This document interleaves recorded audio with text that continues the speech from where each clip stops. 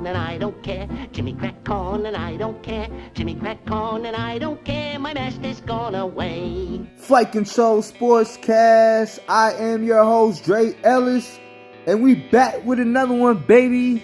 Shout out to my sponsors, Team Collective and SDS Radio. Please check them out when you get a chance. Now, we out of the bye week. I'm back. How was watching Sunday in football without having to worry about your team? let me get a pause or something. Watching Sunday football was great. You didn't have to worry about the Cowboys. You got one bad news. DeMonte KZ had got arrested for a DUI. My thoughts on that is that they have too much going on to help these players get home safe. Wondering why they're not taking that. It has to be a reason why, because it's too easy to get a free ride from the NFL or Uber or afford to get home as your NFL professional football player. So please, y'all, don't drive drunk, don't drive buzzed. Definitely hit an Uber or hit a friend to come get you. News. Dak is out of his walking boot. Dak strained his calf on the last play of the last game a couple weeks ago. Thank God we had the bye week to give him some time to rest. But how does the calf strain affect the QB is the question. We don't have a running QB like per se. Let me see. A running quarterback, I would say, is like Patrick Mahomes. Dak runs when he has to, but he's not a running quarterback. So, can this injury strain other parts of the body while he tries to compensate for not pressing off the calf is the question. Do we keep Dak out a week since we're pretty much in control of our division with 3 games up? Do we put Cooper Rush or Will Grier in to help us for 1 week? Can they handle that? Will Kellen Moore have to dial back some of the game plan when playing Minnesota this Sunday night? That's the question. So we'll find out this Sunday night against the Minnesota Vikings how the Dallas Cowboys are going to compensate for Dak's slight injury and the return of some players. We have Michael Gallup returning to practice from his 5-week hiatus. He was put on IR for a calf injury. So, man, they're saying Dak only needs 2 weeks, but, you know, wide receivers do more running than QB, so possibly that's why they held Michael Gallup out a little bit longer. But Michael Gallup has returned to practice this week. Also, person that had a groin injury, that takes time to go down to with just rest and relaxation. You can't really do anything like that with that. Kelvin Joseph, our 2nd-round pick at corner, comes back this week now. We don't think he's going to start or anything. You know, we definitely told our draft picks high. But I assume it's going to be Trey Diggs and Anthony Brown to start for our corners. Now, if we begin to get some trouble, you know, you could possibly see Anthony Brown get benched. But he's been doing good this year, I'm not going to lie. So, you know, if we don't have to bring the 2nd-round pick along, that's better for us. Of course, it's a long season ahead. You know, injuries can come. So we may need them, you know. So definitely keep them ready. But starting Trey Diggs and Anthony Brown this week is going to be best.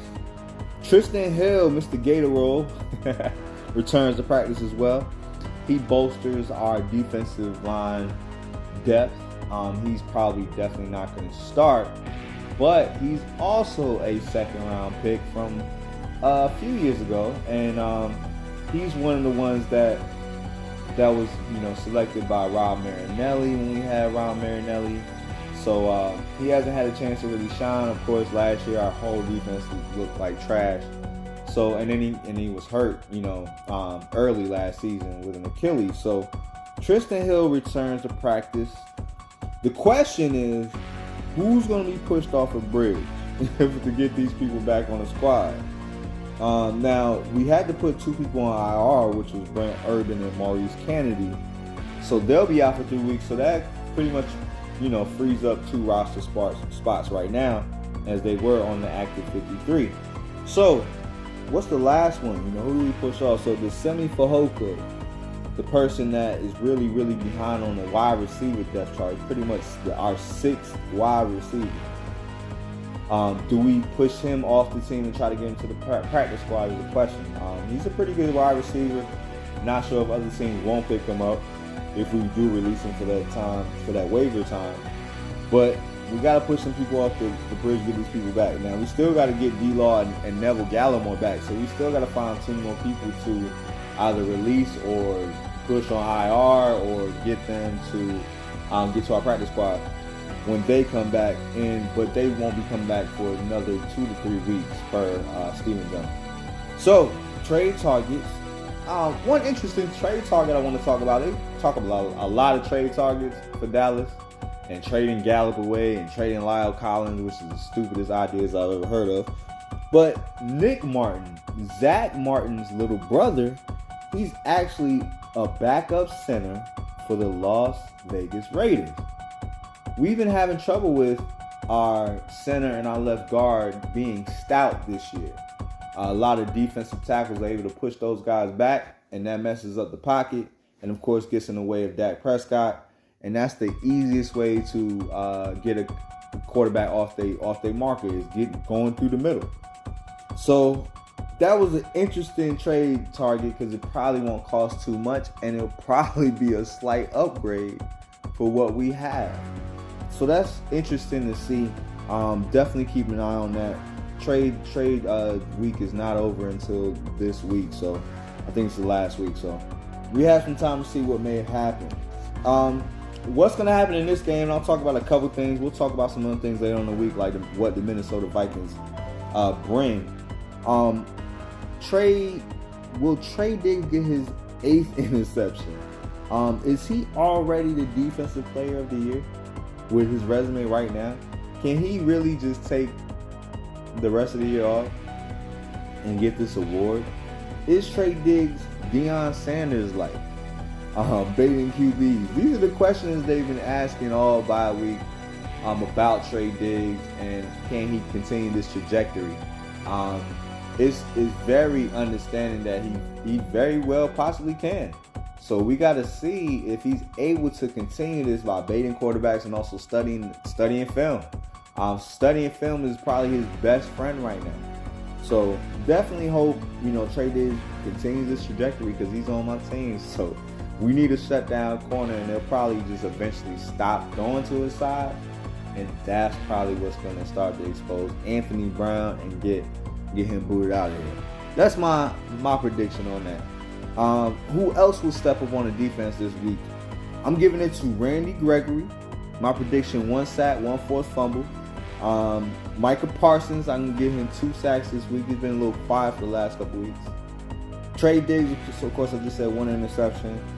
And Osa Odigizua, I give him 3 pressures and a sack this week. And the pressure is going to cause an interception in Trey Diggs. We'll see. Again, this is your boy Jay Ellis. I'm so glad to be back. The bye week was much, much needed. I moved from one part of the city to another, into another city really close by in North Carolina. So definitely still putting stuff places where it needs to be. Thank y'all for liking and subscribing to the page. I see y'all sharing the things that I was posting. I will continue to do that because it looks like y'all like those short things about, like when Jamar Chase went off last week. Shout out to Jamar Chase and the Cincinnati Bengals. But I'll continue to post those type of things. I heard the LA Lakers had their first win. Carmelo helped them get a win. So those type of things I'll continue to post. Until then, remember, you cannot be fly without flight control. I'm your boy Jay Ellis, and I'm out, baby. Shut it down heavy with my team.